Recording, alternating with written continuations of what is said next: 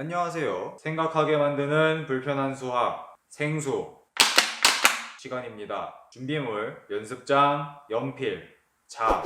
수업 시간 동안 여러분들이 매우 불편했으면 좋겠습니다. 지난 학년에 배운 것 아는가? 모르는가? 연습장에 4분의 1 더하기 4분의 1을 적고 이를 계산하여 지난 학년에 배운 내용에 대해 스스로 점검해 보기 바랍니다. 분모가 같은 분수의 더하기입니다. 분모가 같으면 우리 이 분모는 그대로 4를 쓰고 위에 있는 분자만 같이 더해주면 된다고 했습니다. 그래서 1 더하기 2라고 표시를 할 수 있겠죠. 그래서 얘는 4분의 3이 됩니다. 그래서 4분의 1 더하기 4분의 2는 4분의 3이라는 것을 알 수 있었습니다. 그런데 4분의 1 더하기 4분의 2가 4분의 3이 나오는 그 원리를 까먹은 맛있다. 친구들이 있을 것 같습니다. 그래서 그 친구들을 위해 이번엔 그림으로 그려서 해결을 해보도록 하겠습니다.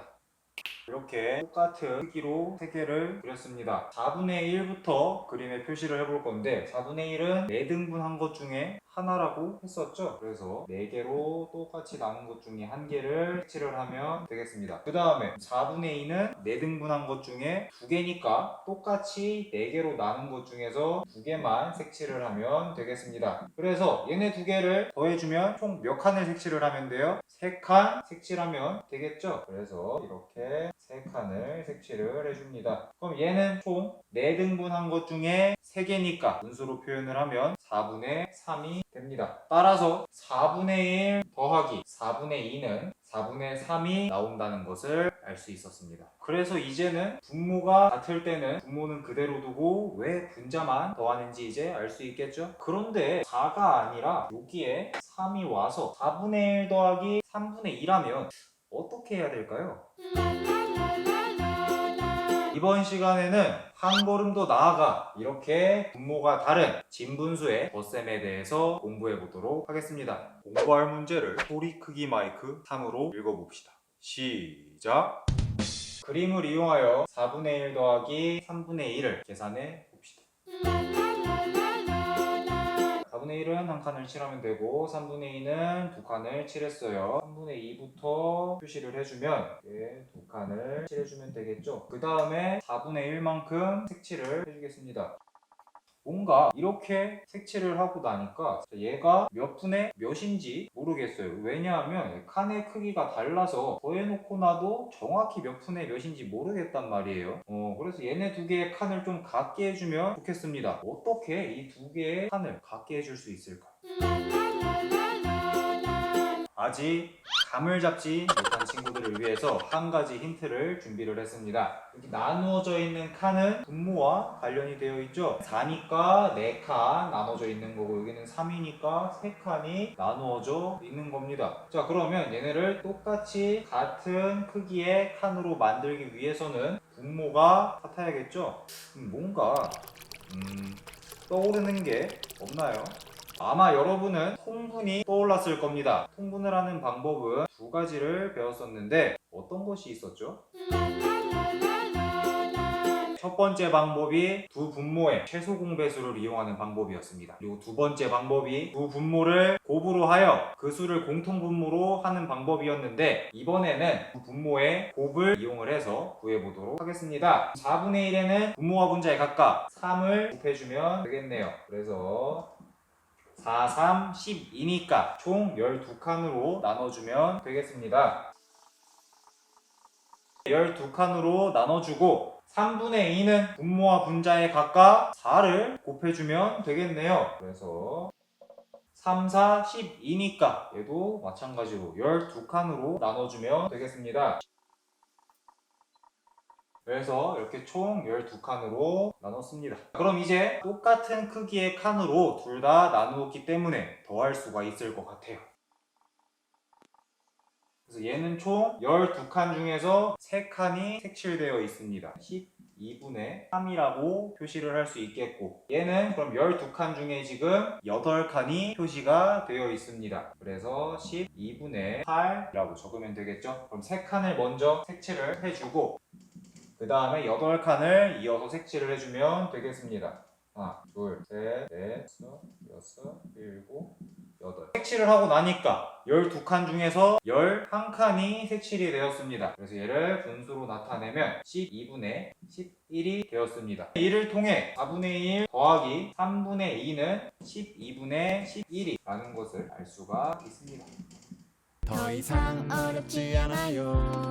불편한 문제 나갑니다. 1번과 2번을 연습장에 적고 계산을 해봅시다. 자, 여러분 이번에도 그림을 그려서 해결을 했나요? 고생했어요. 선생님 같은 경우는 이제 그림은 그리지 않을 겁니다. 왜냐하면 너무 힘들어요. 너무 힘들어서 그림을 그리지 않고 문제를 해결하는 방향으로 갈 거예요. 그래서 7분의 2와 5분의 3을 더해 볼 건데 분모가 다릅니다. 우리 이럴 때 어떻게 해줘야 된다 했죠? 분모가 다르면 분모를 같게 해주면 된다 했어요. 7분의 2와 5분의 3을 통분해주면 됩니다. 통분하는 방법은 두 가지를 배웠는데 두 분모의 곱을 공통분모로 해서 구하는 방법, 그리고 두 분모의 최소 공배수를 공통분모로 하여 구하는 방법이었어요. 1번 같은 경우는 두 분모의 곱을 공통분모로 이용하여 구해보도록 하겠습니다. 7분의 2인데 분모와 분자의 각각 5를 곱해주면 되겠습니다.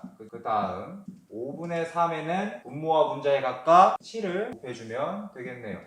계산을 해보면 7, 5에 35, 그리고 2, 5, 10이 됩니다. 그리고 얘도 5, 7에 35가 되고 얘는 3, 7에 21이 됩니다. 그래서 분모가 같으면 분자를 더하면 된다고 했어요. 35분의 31이 됩니다. 그래서 우리는 7분의 2와 5분의 3을 더하면 35분의 31이 나온다는 것을 알 수 있었습니다. 그럼 이번에는 2번을 해볼 건데 6분의 4 더하기 8분의 1이에요. 얘는 두 분모의 최소 공배수를 이용을 해서 구해보도록 하겠습니다. 6과 8의 최소 공배수는 24죠? 어떻게 그렇게 빨리 알았냐고요? 문제를 많이 풀어보면 됩니다. 자, 이렇게 문제를 많이 풀어보면 6과 8의 최소 공배수도 금방 구할 수 있어요. 그래서 그럼 6에다가 몇을 곱해야 24가 되냐면 4를 곱하면 되겠죠. 그래서 6, 4에 24고 똑같이 분자인 4에도 4를 곱해줍니다. 그 다음 더하기 8에는 몇을 곱해야 24가 되냐면 3을 곱하면 24가 되죠. 8, 3에 24고 똑같이 분자인 1에도 3을 곱해줍니다. 자, 얘를 계산을 하면 24분의 4, 4, 16이 되고 얘도 24분의 1, 3은 3. 그래서 분모가 같으면 분자를 더하면 된다고 했습니다. 그래서 24분의 16 더하기 3은 19가 되네요. 이를 통해 6분의 4 더하기 8분의 1은 24분의 19가 된다는 것을 알 수 있었습니다. 그런데 여러분 뭔가 아쉽습니다. 뭔가 아쉬워요. 그래서 6분의 4 더하기 8분의 1을 이번에는 두 분모의